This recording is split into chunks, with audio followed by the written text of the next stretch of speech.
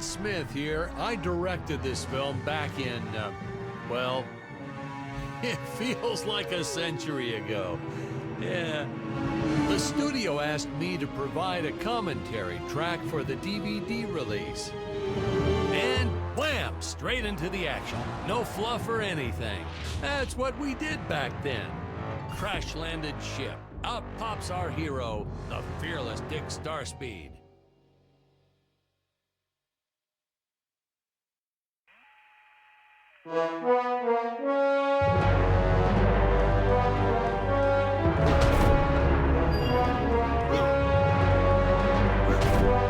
The ship's velociter reactor is damaged. I believe that I am stranded on an alien planet. Played, of course, by actor Jonathan Digby. Went on to some minor roles after this. Such a shame. I thought from day one this guy's got leading man written all over his face.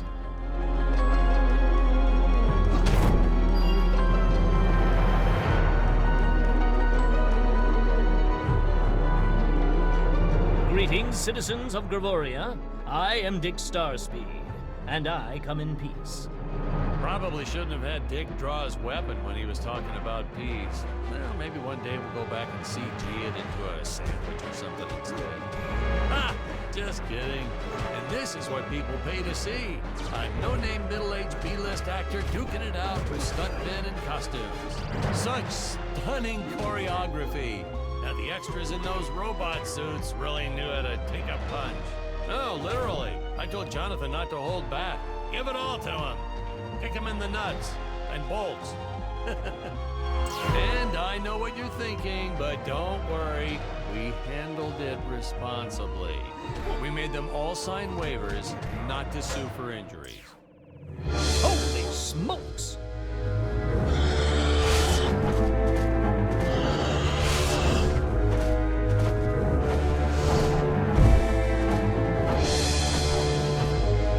If I land squarely on that grain silo, I should survive this fall unscathed. I shouldn't say this now, but you could actually see the strings if you squinted hard enough.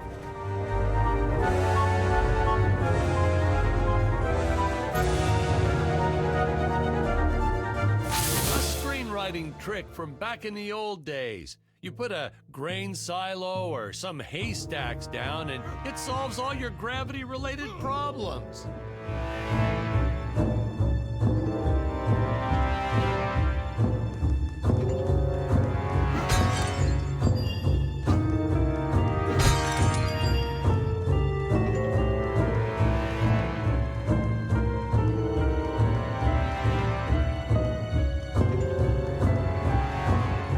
Some of my equipment was lost when my ship was shot down. But what luck! This high-tech scanner reports that my ray gun is nearby.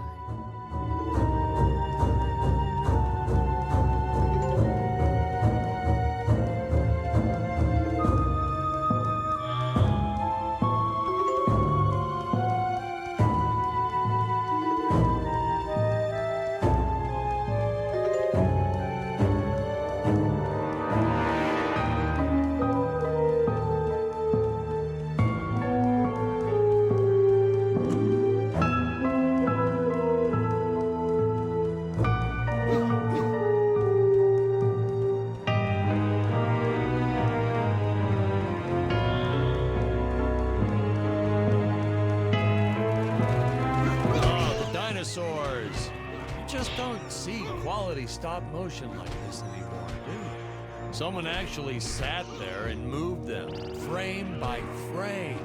Today, it'd be done with computers, but where's the artistry in that?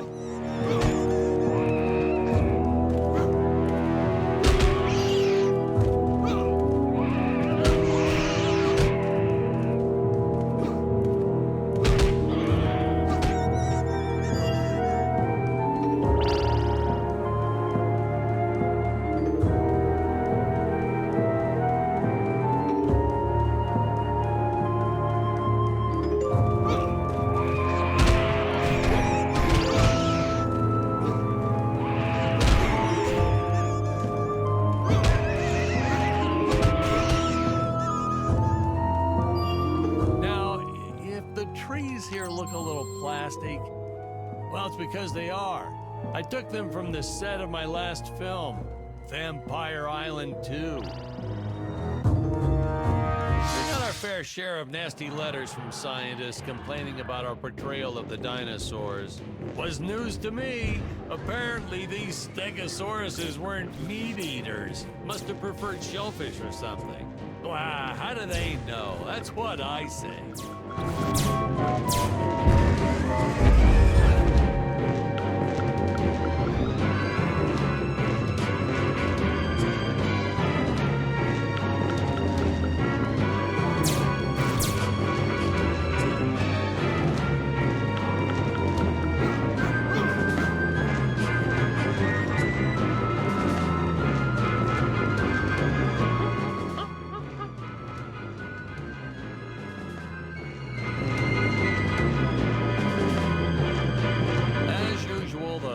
Population is defenseless. That's where our hero steps in and saves the day.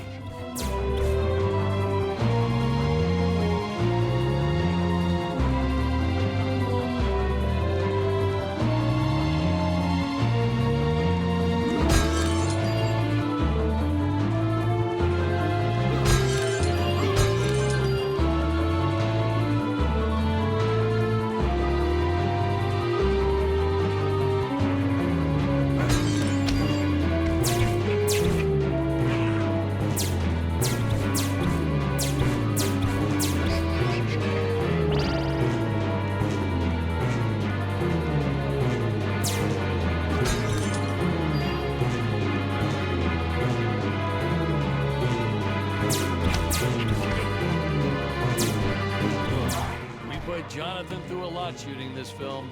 He wasn't the best actor, especially when reacting to getting hit. He's what you call a flincher.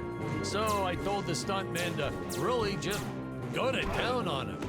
It's the only way to get an honest performance sometimes. Our props master tried to make the weapons soft, but there's only so much you can do. Lucky for us, Dick's entire body was covered in that spacesuit. That thing was a lifesaver when it came to hiding bruises.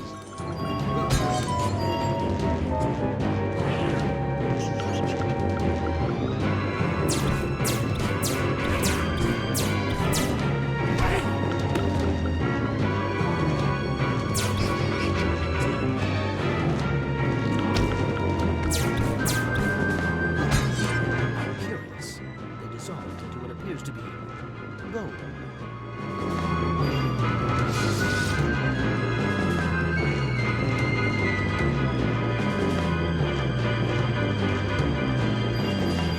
The gold disappears when Dick touches it. We had a deleted scene that explained he's actually teleporting it back to his ship. It's funny, no one ever questioned how Dick was able to walk around with an infinite amount of gold on him.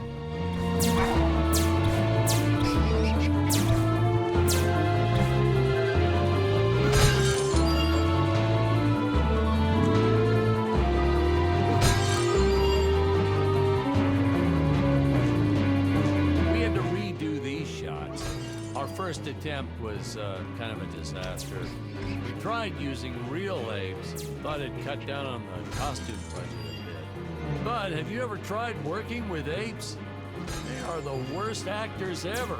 They don't sit still for a moment, and the second you take your eyes off of them, they're flinging their feces all over the place. Jonathan refused to work with him after he got well, let's just say that he had to take more than a couple of showers one day. You know, you never forget the smell of monkey poo. We steam cleaned the studio top to bottom. Still never got rid of it entirely. All through the rest of the shot, we kept finding those little surprises hiding inside various props. Boy, were those the days.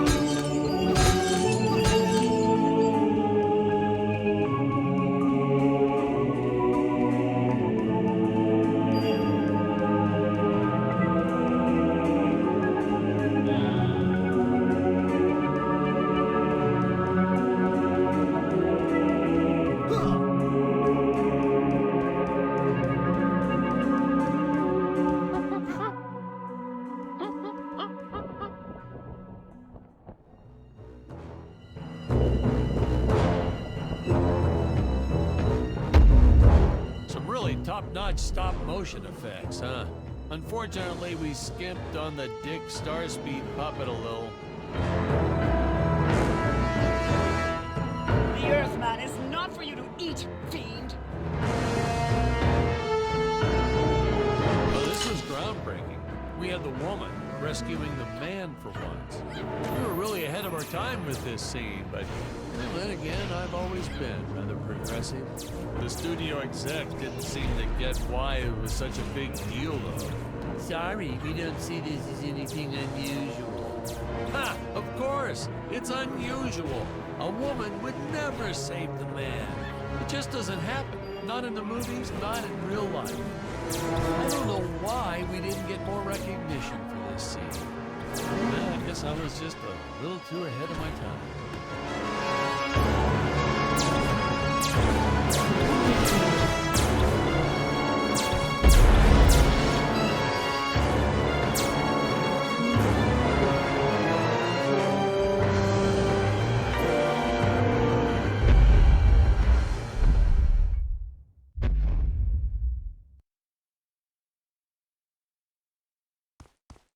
Thank you for saving me, strange woman. What is your name?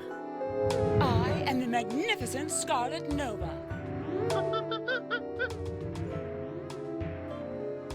Do not question my motives. Just be happy that you are still alive. I must speak with my father at once. I shall teleport to his chambers.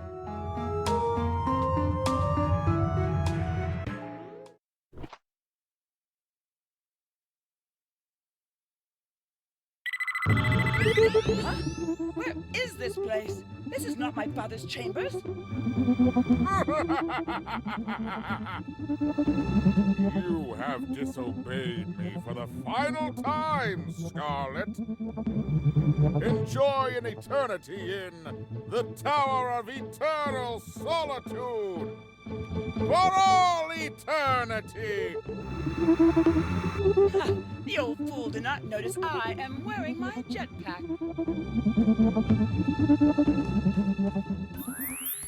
Booster usage. Jump. Wait. Wait. Use booster. Survive deadly fall.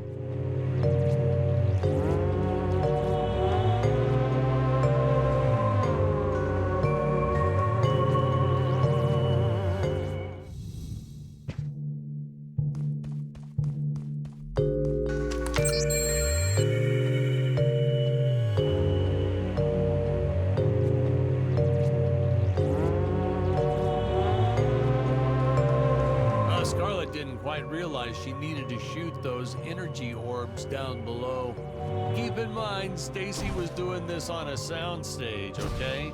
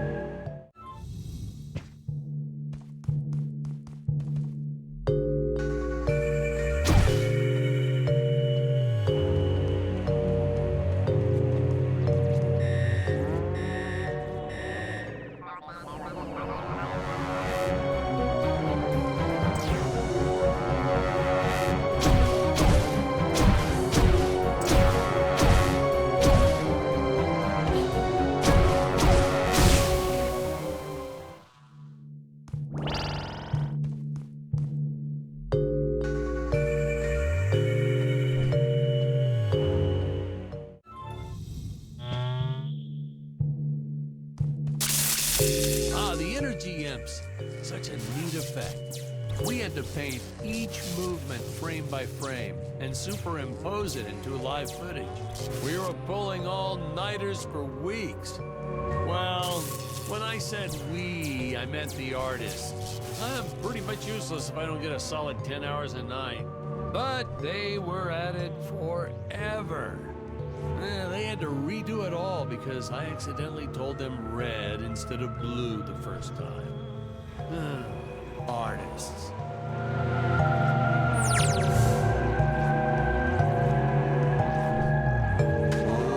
Ooh, the fearless sea monster, always patrolling the shore, eagerly awaiting for his next meal.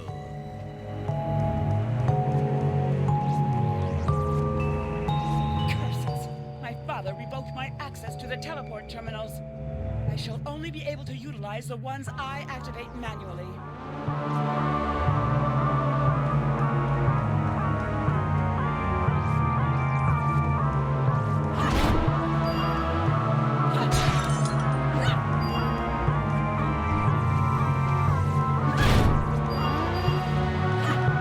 Man, some of these shots are dragging on longer than I remembered.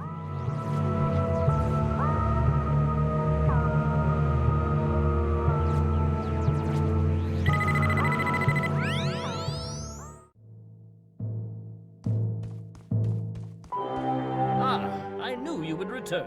Puny Earthman, you shall help me overthrow the Emperor. Why would you turn against your own father? How do I know I can trust you? This scene. This is practically Shakespeare in outer space. Just as the entire planet does. And, huh? Patrick, what's wrong with the video? Sorry, sir. Technical problems. Darn it, we're missing some really good writing here. There. Sorry about that. Well, we just passed right by her big scene. Basically, they agree to work together, but one must stay behind in the sleep chamber at all times. Should I rewind? Never mind. I'll continue from here.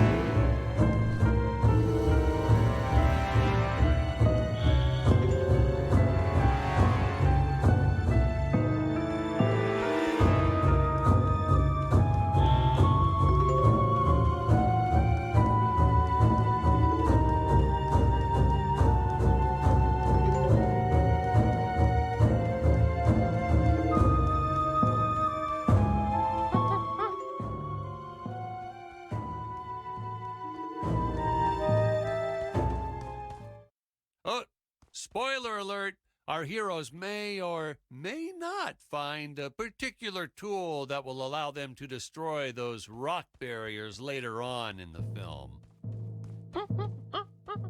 Right from the start, our budget was a little tight, even by standards back then. To make do, Tony shot a couple scenes in black and white. Originally, he intended to use it for flashbacks. But then I had to break it to him. Our film doesn't have flashbacks. We almost made it a silent film just to cut costs.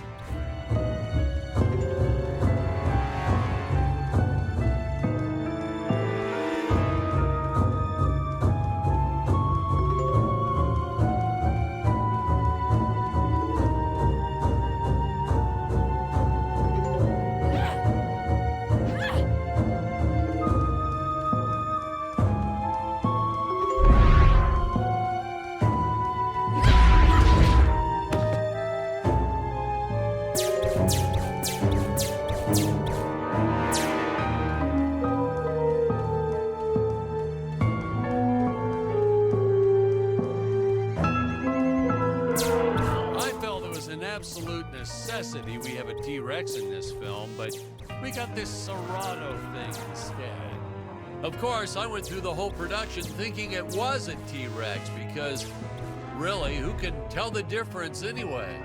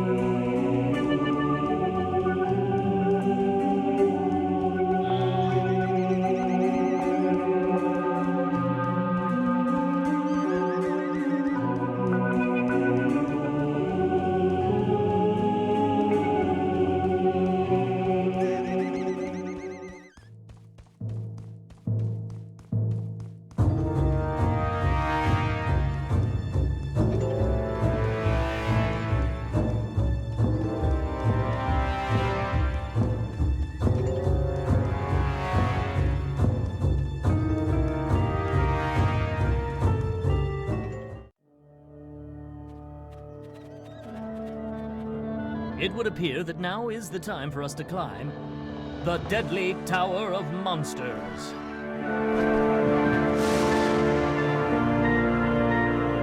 Good screenwriting 101. Always announce the title within the film itself.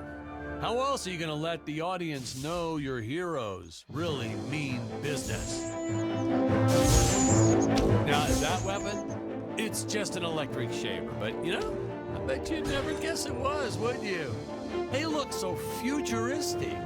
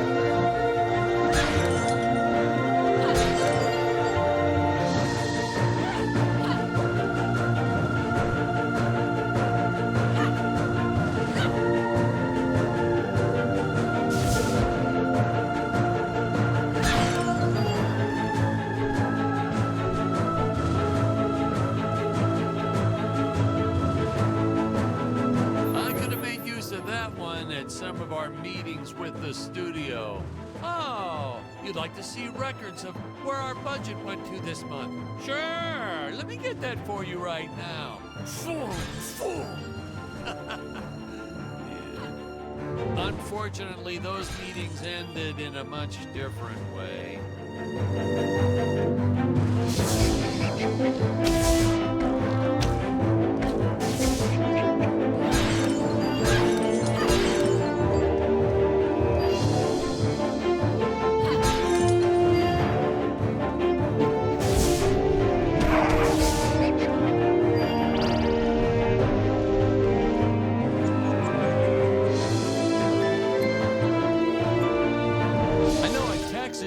Who helped us out with these bat creatures for real cheap. He's not good. He's kind of sloppy if you want to know the truth. But that's the best part. A sloppy bat looks scarier. Oh, but you gotta sew up that sphincter. Just trust me on that one.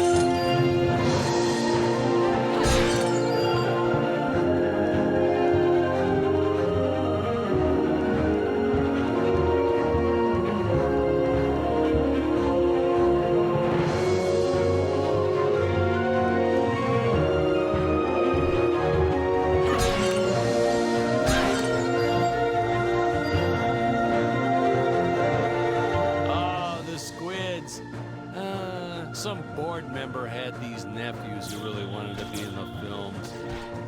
Well, they made me cast them as squids.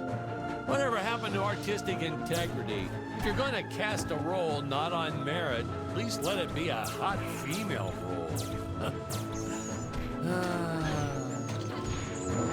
My effects team kept assuring me the strings wouldn't be visible in the final cut, but I could see them. No transparent nylon.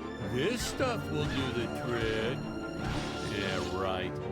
I swear, those darn strings is what made my hair go white.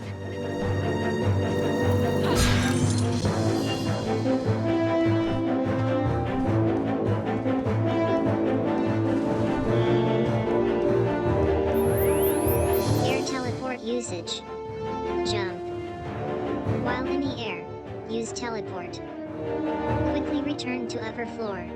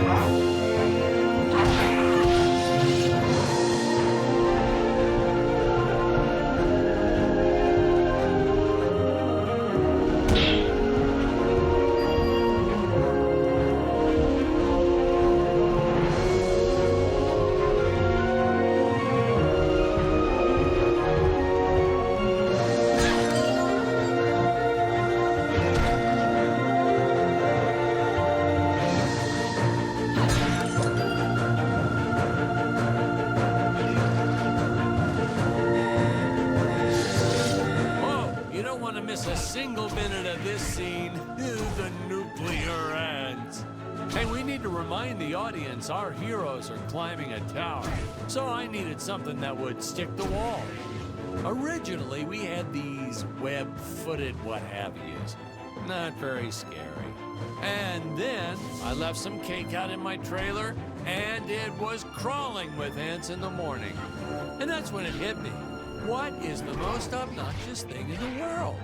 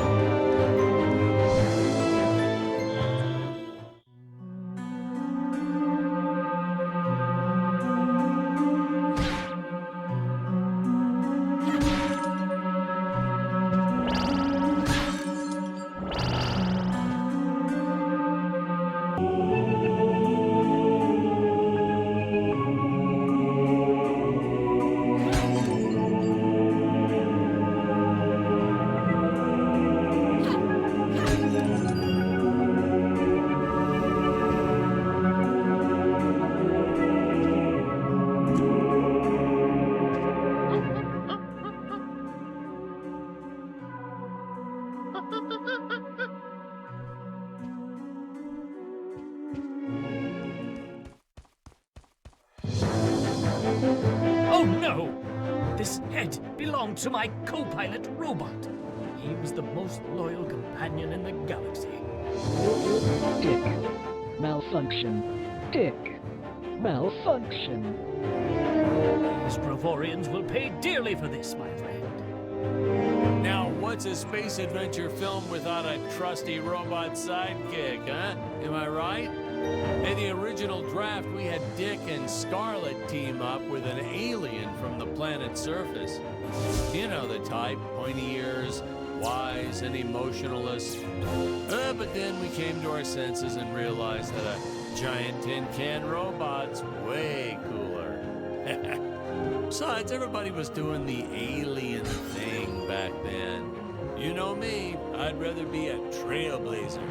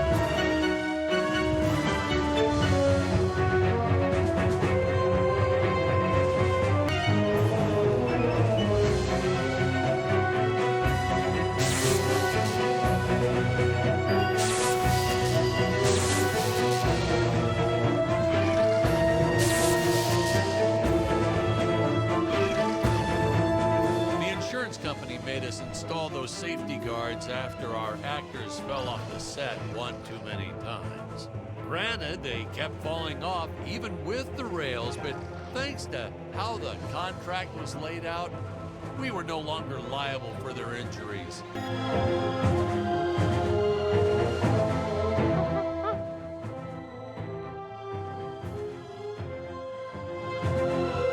Well, ladies and gentlemen, I guess it's time to talk about the elephant in the room.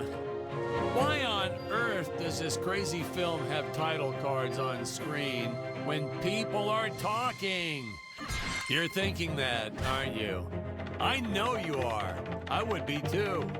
Well, we had thought about making it a silent film at one point, so we shot a lot of scenes up close like this, with the dialogue written out for the audience to read.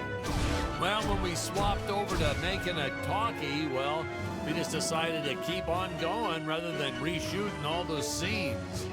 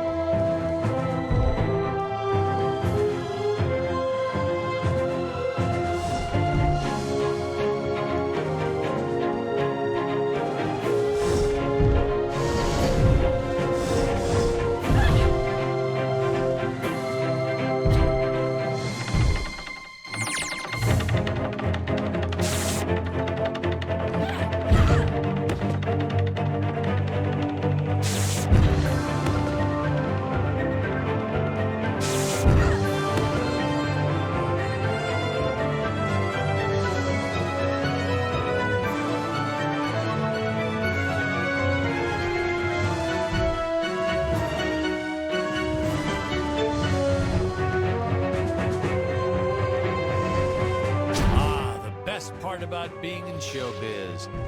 Craft services. It's like never-ending supply of free food all day long. I never had to pay for a single meal. Hey Patrick, I noticed you guys don't do that here in your studio.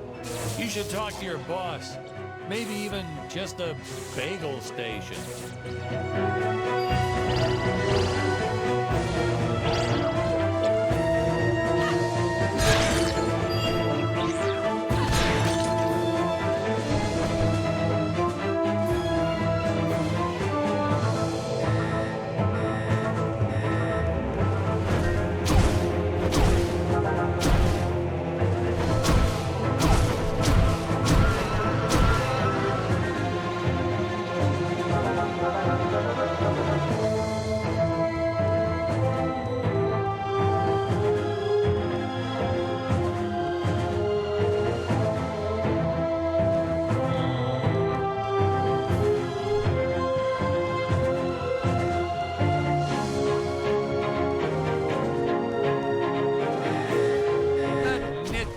Science community also complained about these Terra whatevers breathing fire, like there's fossil evidence of dinosaurs not ever shooting fireballs.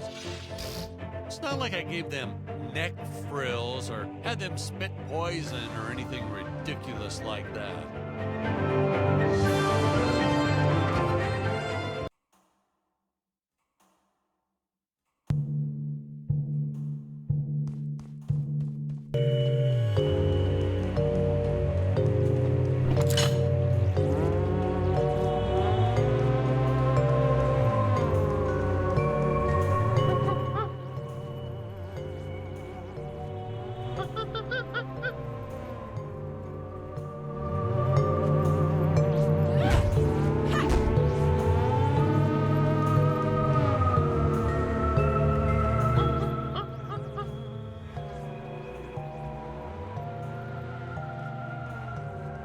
As luck would have it, the next lot to ours was filming some horror movie set in Transylvania. So we signed a soft contract with them to use their set after they wrapped for the day.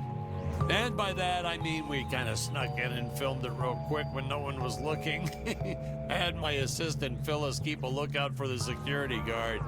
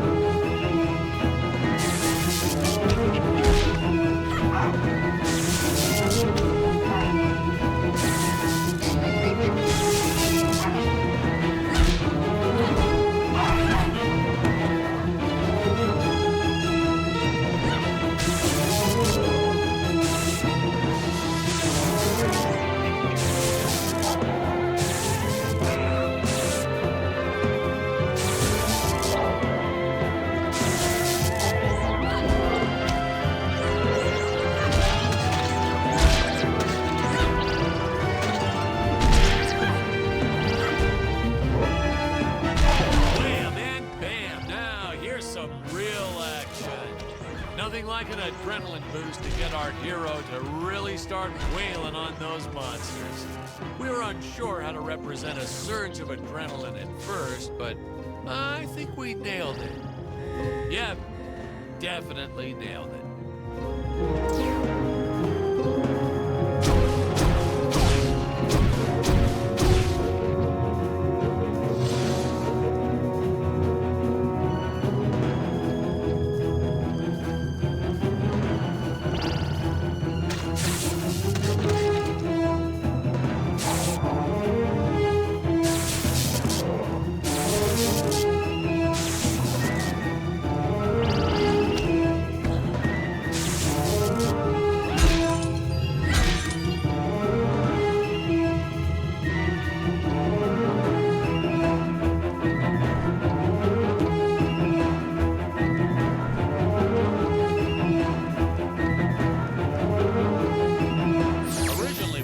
This scene with Scarlet using the landmines, but then I came to my senses and we reshot with Dick. I mean, a woman using high explosives? This may be a science fiction, but we have to keep things at least somewhat believable. Hey, most days, the effects team really nailed it. Dinosaurs, saucers, hey, you name it. But these, deflating rock boulder cubes, not their best work. Just looks kind of odd, if you ask me, like giant whoopee cushions. And they said they could add some debris and explosions or two afterwards, and then we ran out of budget. Well, to be fair, we ran out of budget several times, but still, I lost a lot of sleep over these rocks.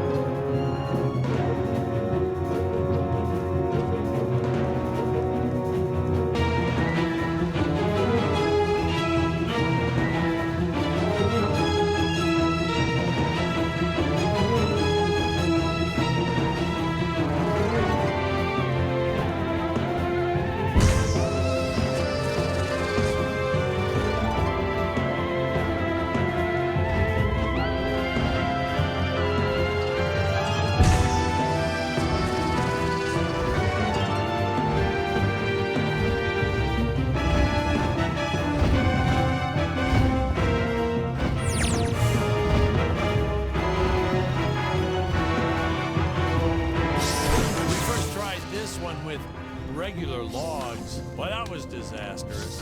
I'll tell you, never mess with physics. It was kind of, well, to be frank, it started out nice, but then, well, it was a death trap. Just plain and simple. It was a death trap. Poor kid holding the boom almost broke his leg. Guess he played basketball in college or something, because he leaped right at the last second. Whew! Crisis averted. My props guy wanted to swap them with some spongy material for safety, but I had a better idea. Let's set the logs on fire. Then the crew will be sure to be safe dealing with them.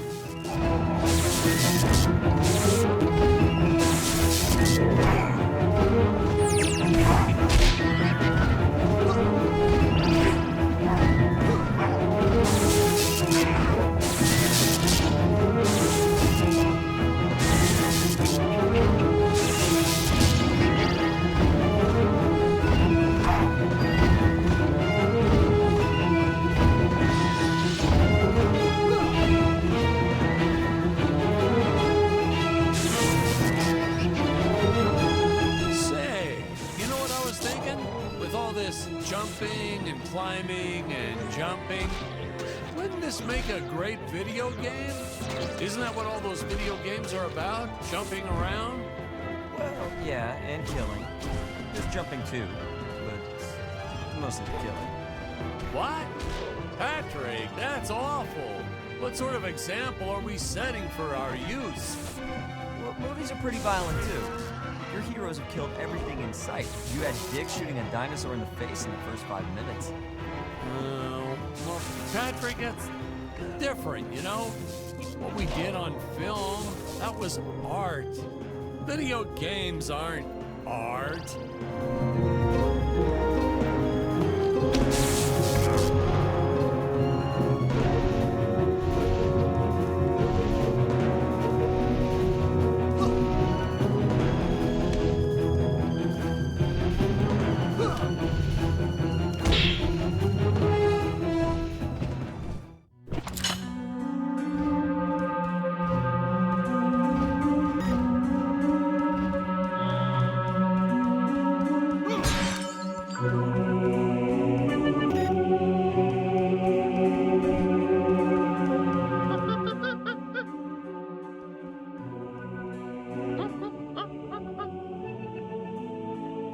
Funny story about the two caged apes in this scene. I had completely forgotten about them when we wrapped up filming on the set. Then we spent the next day doing a location shoot. So, suffice it to say, our return to the studio was met with a couple of grumbling tummies complaining about unsafe work conditions, human rights, yada, yada, yada.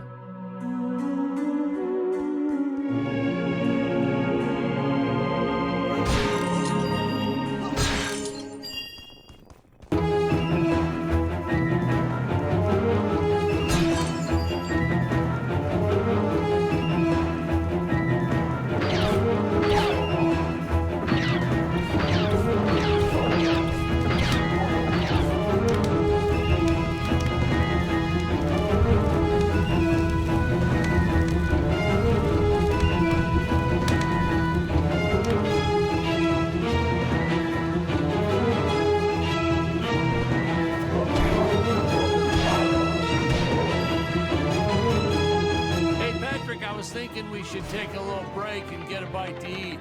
You like Chinese? I know a great takeout. Well, we're not scheduled for a break for another few hours.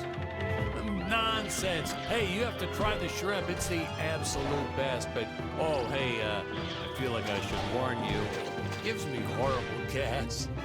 But that's okay. We're friends, right? Really, sir. Studio time costs a fortune. Let's just stay on schedule. Good thinking. We can grab a real dinner together and go out for a night on the town, yeah. Two young bachelors on the prowl. Say, where do you youngsters go these days?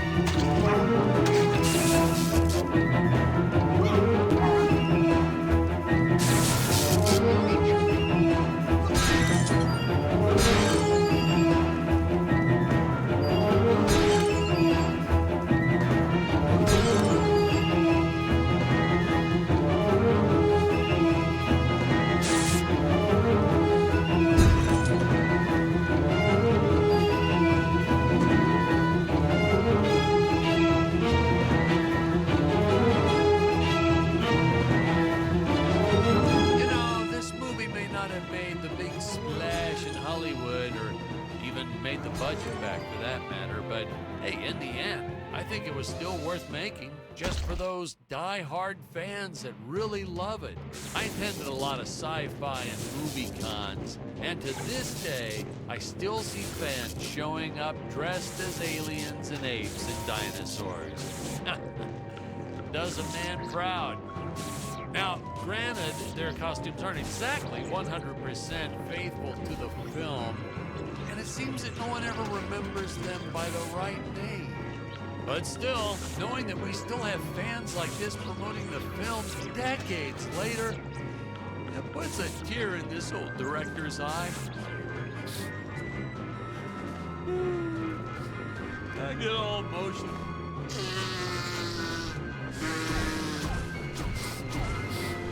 Okay.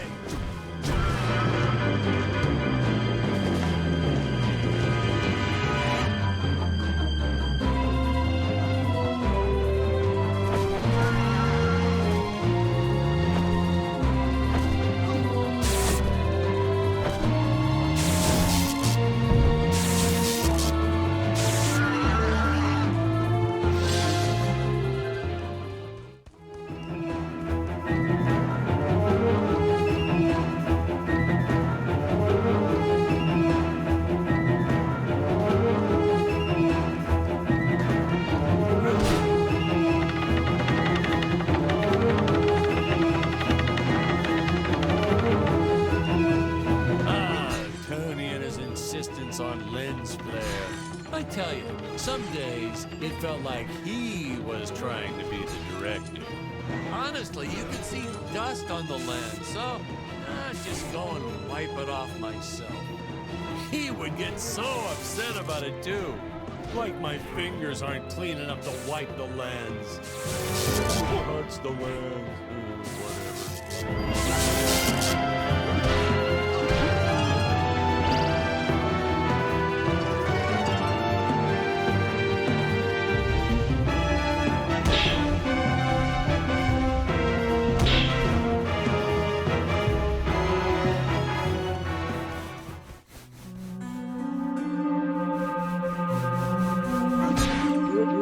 Danger.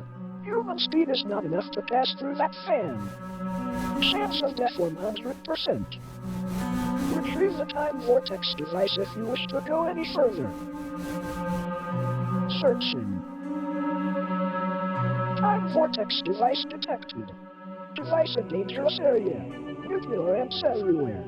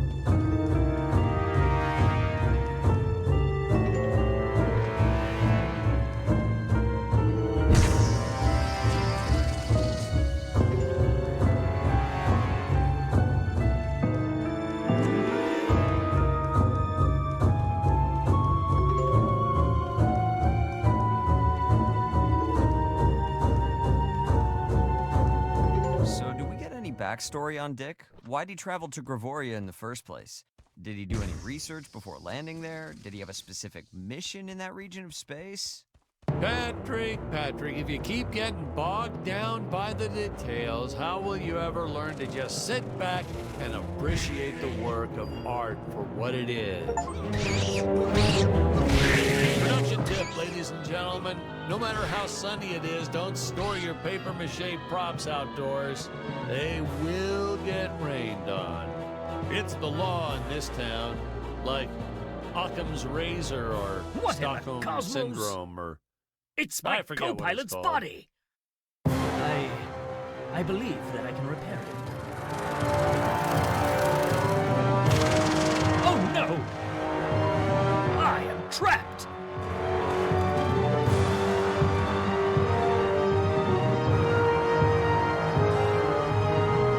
Master Dick. Master Dick.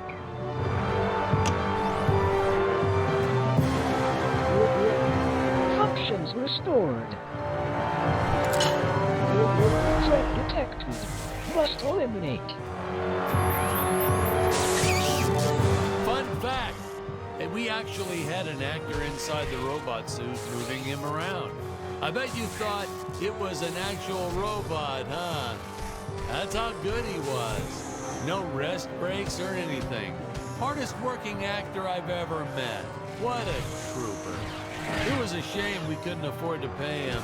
And of course, since he wasn't on the payroll, I couldn't officially add him to the credits. But still, what a trooper.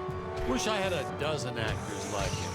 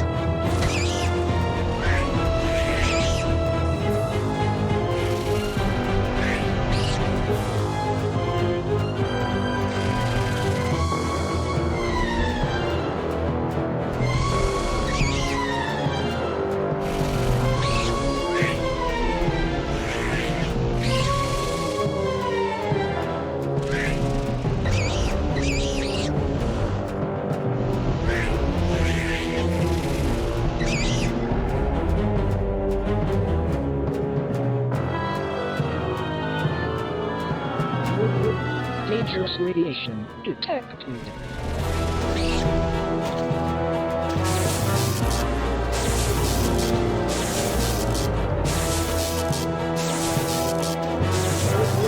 Eliminate with extreme prejudice. No, we didn't use the same material for the toxic waste as we did the slimes. I mean, why fix something when you have the real deal available? We found a place where people were just dumping the stuff away for free. I was hoping the crew members handling it might get some cool superpowers from it, but no, nothing like that.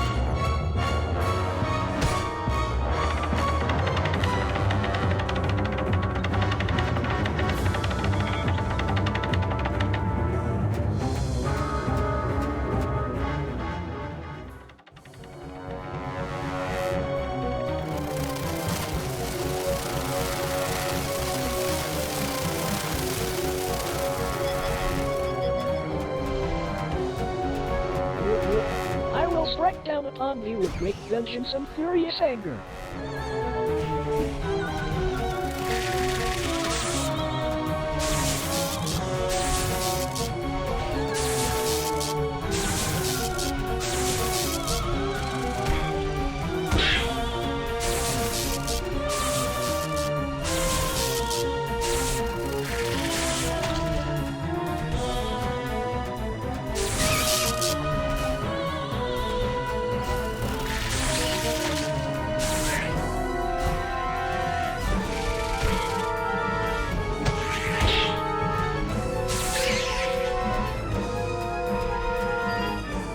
Oh, Robot, you're all right! And you saved the day. You're Fred eliminated. Looks like the Emperor's days are numbered. At long last, we have assembled our team. A lot of reviewers and fans, too, always wondered why we shot so few scenes with all three heroes in it together. I mean, we did our best to explain it.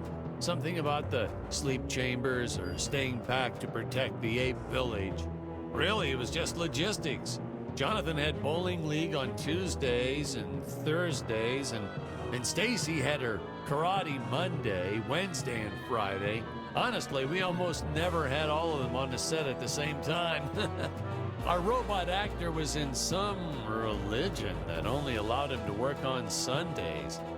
I'm still a little skeptical about that one, though. Sir, it's just a guy in a suit. Couldn't you have gotten just about anyone to stand in as the robot? See? That's why you'd make a horrible director, Patrick. His touches were subtle, to say the least. But he really brought a lot of character to the robot role. If he was so indispensable, how come you didn't list the actor in the credits? Well, let's just say it was an oversight. But I've learned my lesson. I only made the mistake 6 more times throughout my career.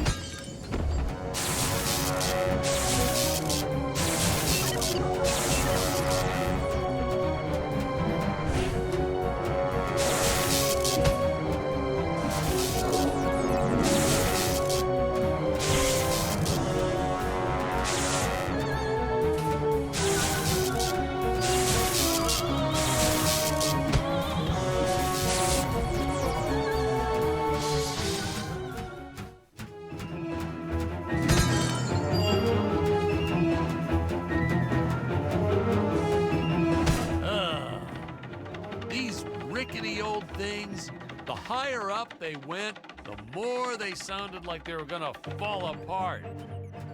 I'm amazed that no one ever got hurt, or worse, riding these things.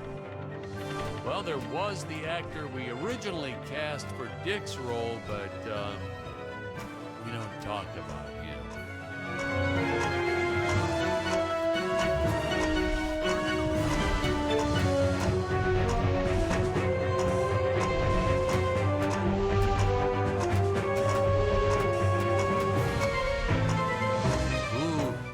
Start to get a sense of how high up our heroes have been climbing here.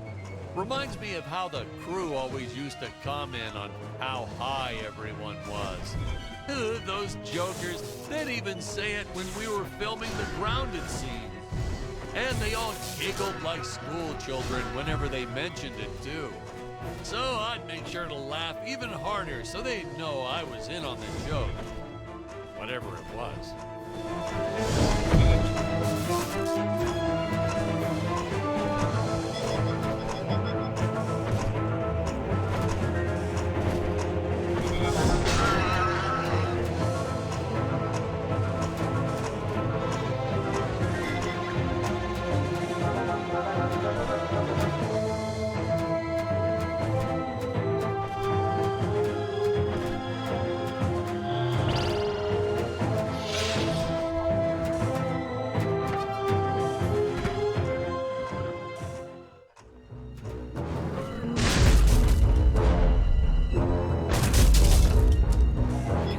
This beast here. I must make for higher ground.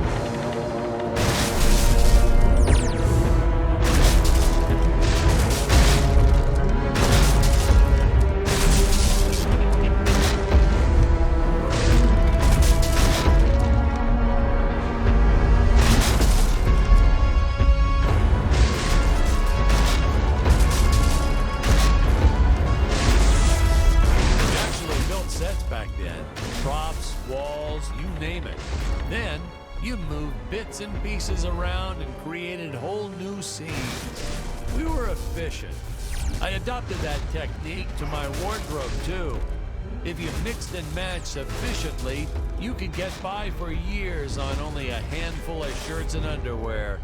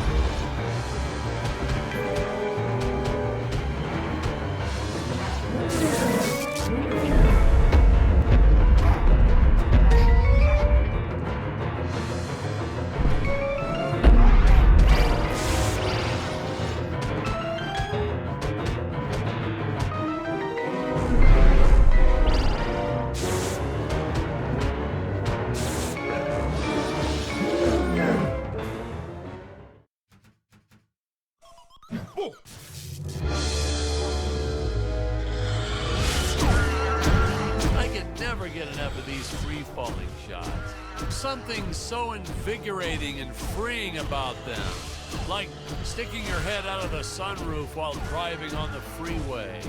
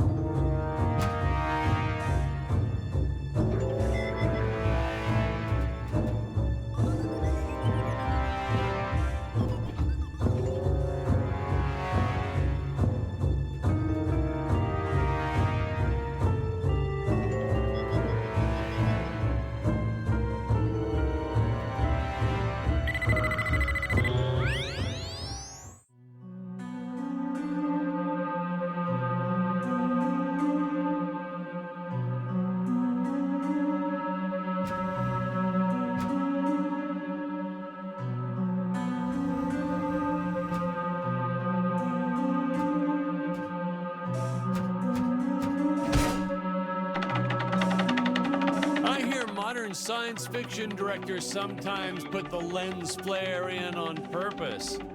Why on earth? What's the next trend? Dead fly on the lens? Jeez. Watch.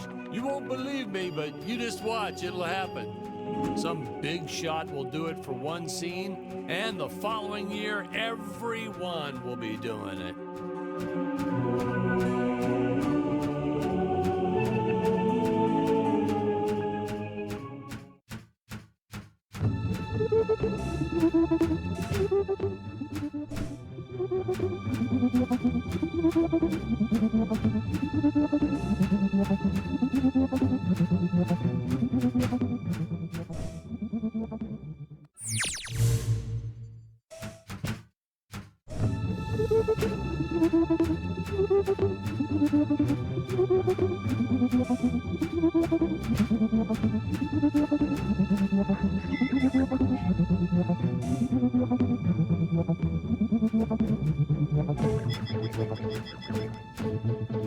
Dr. Peculiar, Yes, Your Eminence. release the Mechameleon! But Your Eminence, the Mechameleon isn't ready. What is the meaning of this? I thought he was completed. Genius is never completed, Your Eminence. I was just preparing to install a chainsaw on his tail. Enough! Your tinkering costs me precious gold and time. You do not have that luxury, Dr. Peculiar. Yes, Your Eminence. Releasing the Mechameleon at once. Ah, Ludwig. Yeah, good old Ludwig. Recast an actual doctor to play Dr. Peculiar. Never again. Oh my God, he was a cranky old coot. May he, rest in peace. The costumes, the script, the creature effects, you name it, he wouldn't stop criticizing everything. Well, in his defense, I think he did have some early signs of dementia or something. He was always getting lost on set, forgetting his lines, making up new ones. Yeah, it was cute. Midway through a scene, he'd just yell, "Where are my pills?" It was like a catchphrase. We almost left a few of them in. I have to say that the incredible job the animators did with the King Gorilla can only be outdone by their work in the Mechameleon. I'll leave further comments for later in the film, but this was truly an epic creation.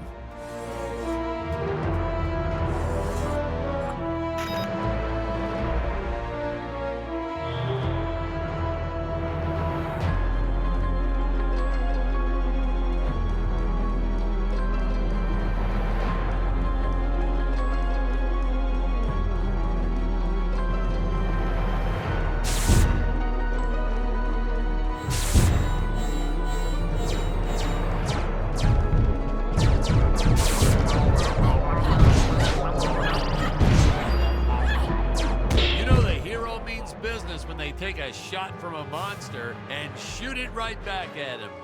In my professional opinion, that is the coolest of the cool. Hey, Patrick, throw something at me real quick. What? I'm sorry, sir, but I don't think that would be appropriate. Ugh, you're no fun.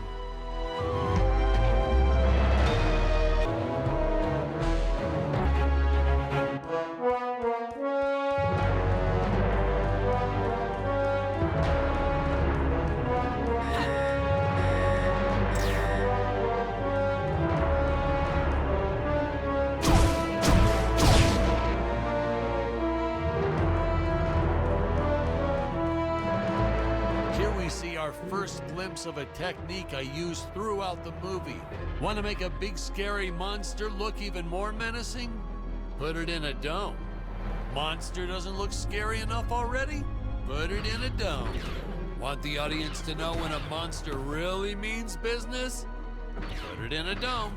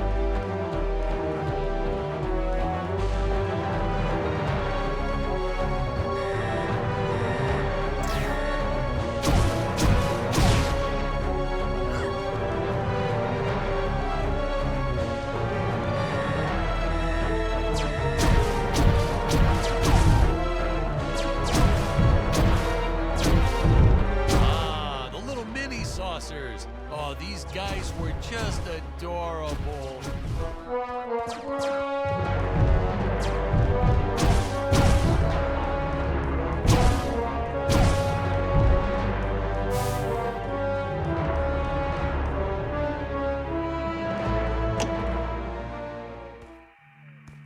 I was a huge fan of the old classic movie, The Flea from 1958. So I created this monster as sort of an homage, in respect to that film. I have the darndest time with that word homage.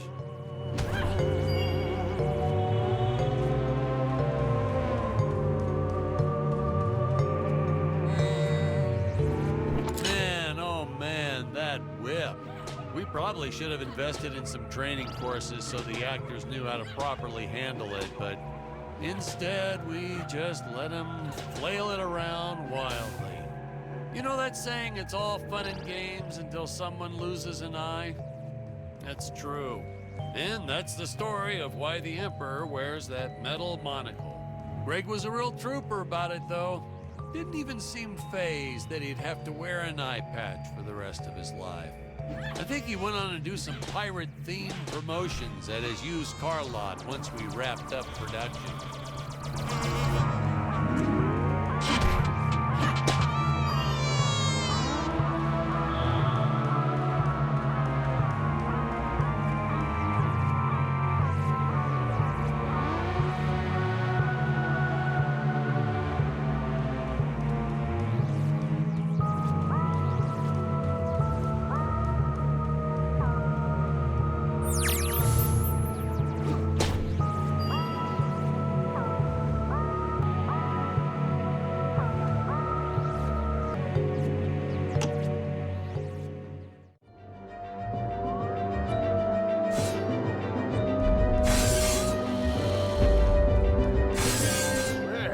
My Mechamelion!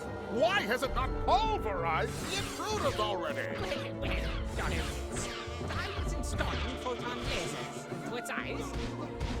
I hadn't finished. So, the Mechamelion might be somewhat, well, blind. My indomitable guardian is blind? I do not tolerate failure, Doctor. Getting these two to do their scenes together was enough to make your head spin. They weren't, strictly speaking, actors. Well, not in your usual sense. Ludwig here, or Dr. Peculiar, actually was a doctor. I think I told you that before. Greg, our Emperor, well, that's a whole different can of beans. Our casting guy found him at a used car lot. Greg talked him into buying just a horrible car. Thing never ran. Oh, then when he tried to get his money back, Greg just laughed maniacally, so doggone it, he offered Greg the role right on the spot. He said, "Dan, this guy is perfect."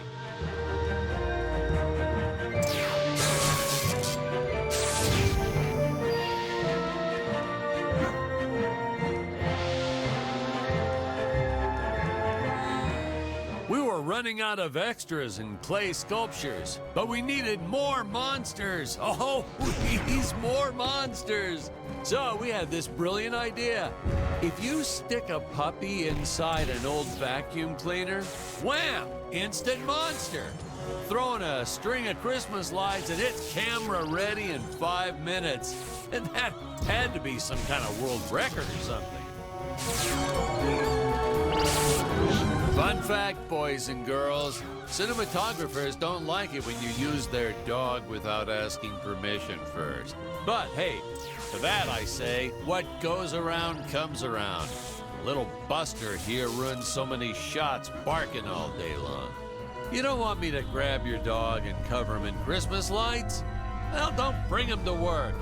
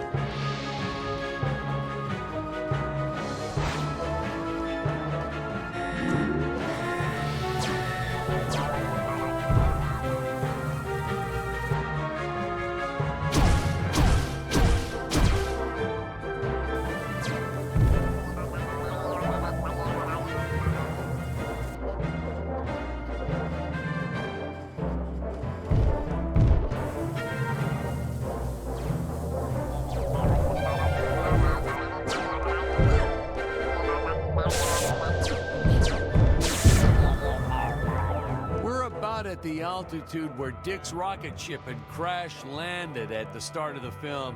When I think back about all the work we did, building this darn tower and making models and costumes and sets and props, and then trying to keep it all straight during filming and not getting anything all mixed up. It's exhausting. Just thinking back on it is exhausting. I wish I could tell my younger self to just direct romantic comedies. It's the only way you'll get a good night's sleep.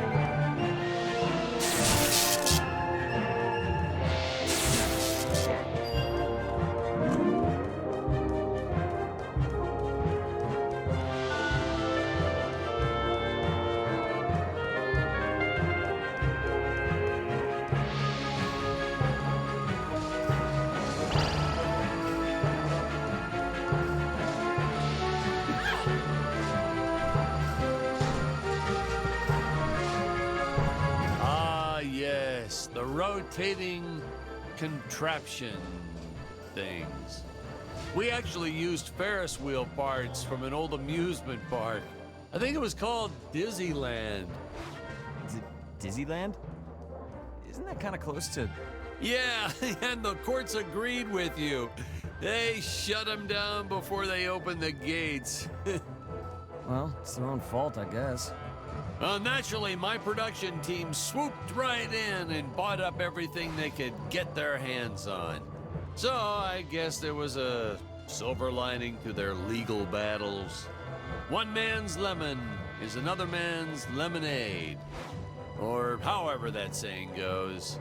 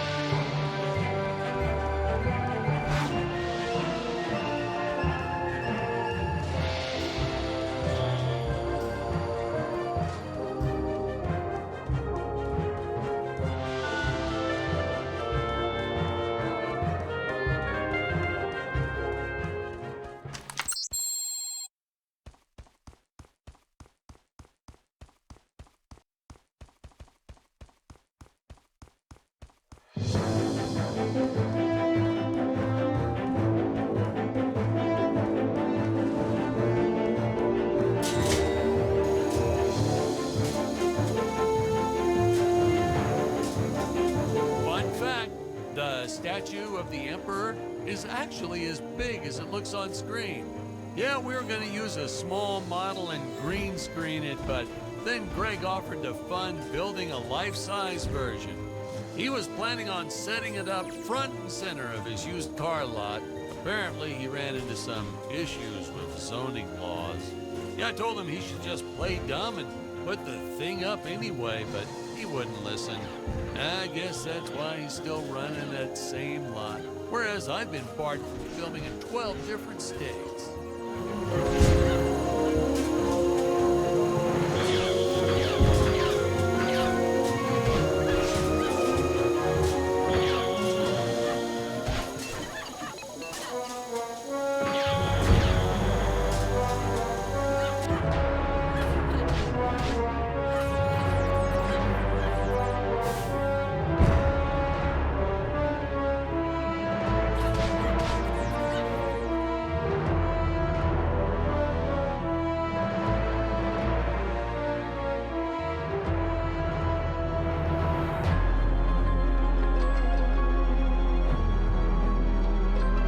If I told you how much gold paint we used on these darn sets, you wouldn't believe me. We were originally trying to decorate this whole set in precious stones. I wanted that sparkling effect, but then my props guy shook his head. I've learned that when he shakes his head, it's best to go with Plan B. Unfortunately, Plan B meant a cement mixer filled with gold paint. It was so much hard work, even I had to finally roll up my sleeves, dive in, and call some interns from the community college. Man, there's nothing college kids won't do for free pizza.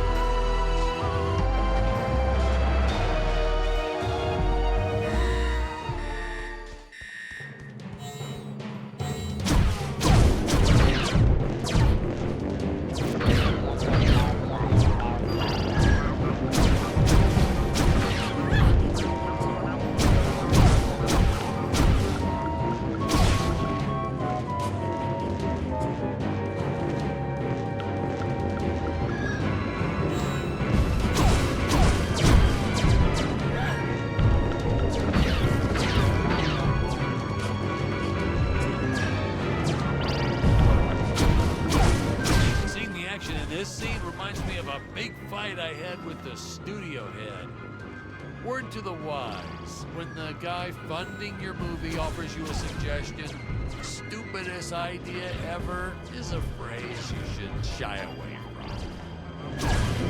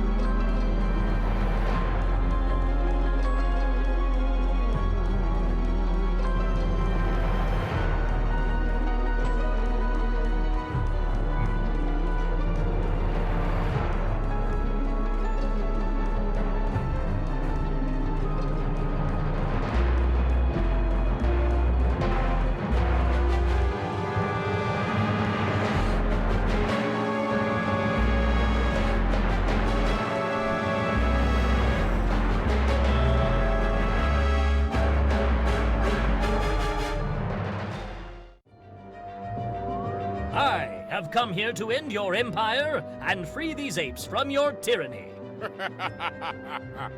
You?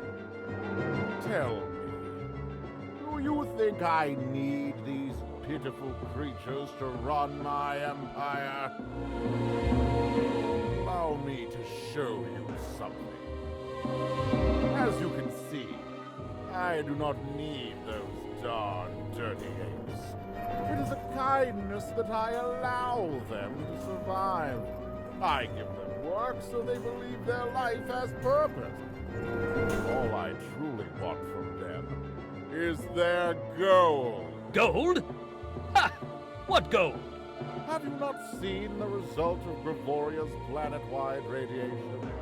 When living beings die, their bodies are transmuted into solid gold. The apes are useless. I send my minions to harvest more gold for my empire. You are a cruel, heartless monster. Perhaps. Perhaps.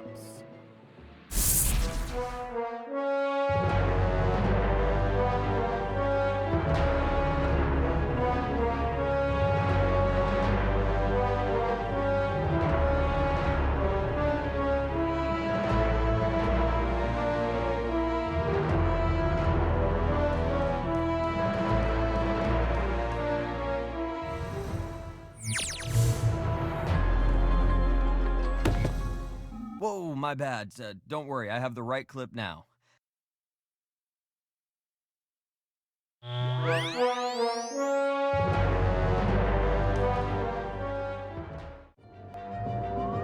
I have come here to end your empire and free these apes from your tyranny. You?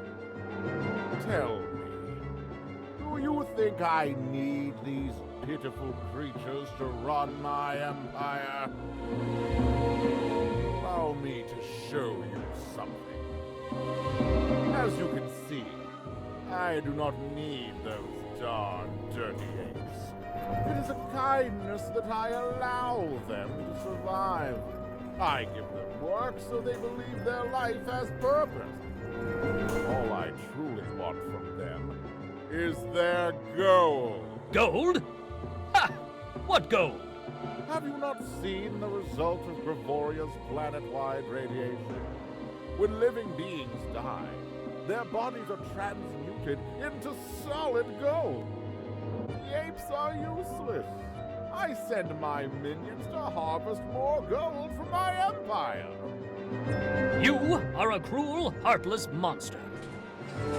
Perhaps. Perhaps.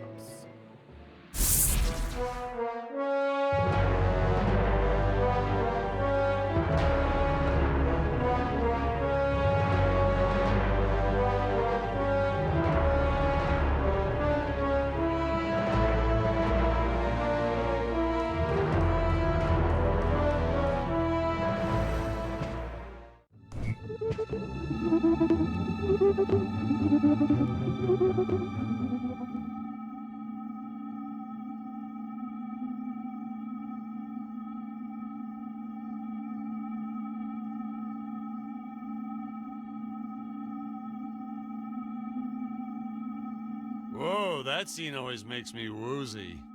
Hey, Patrick, I think we need a break.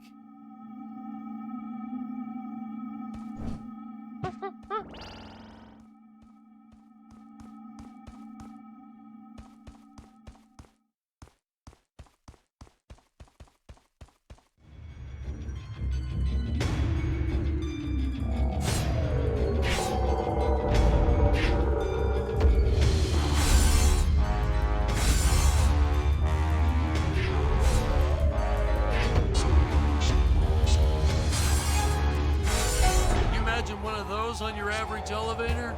Still, it's even worse when you press all the buttons on a real elevator. People get so annoyed when you do that.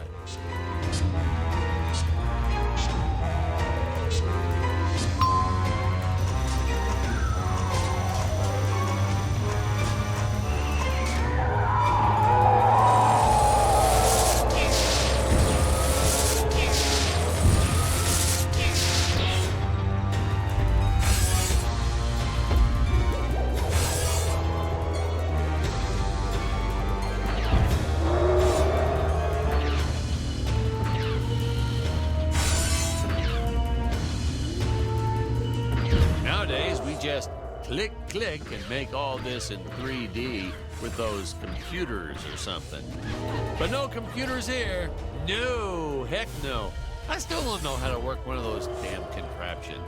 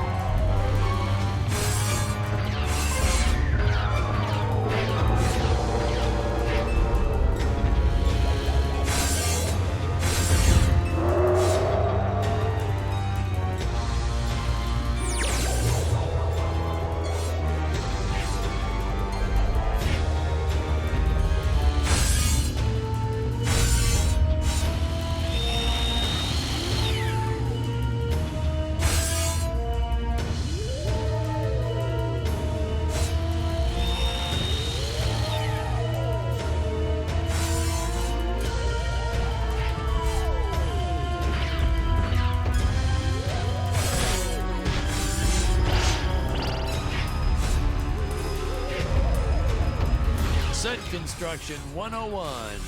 To make it look nice, you gotta make it look shiny.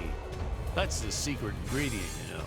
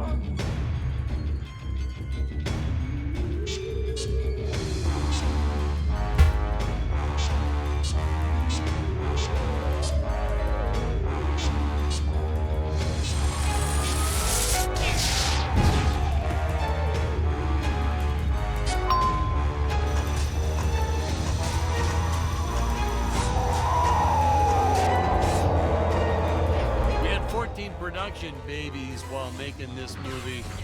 One of them was even named after one of the characters, Maximilian J. Peterson.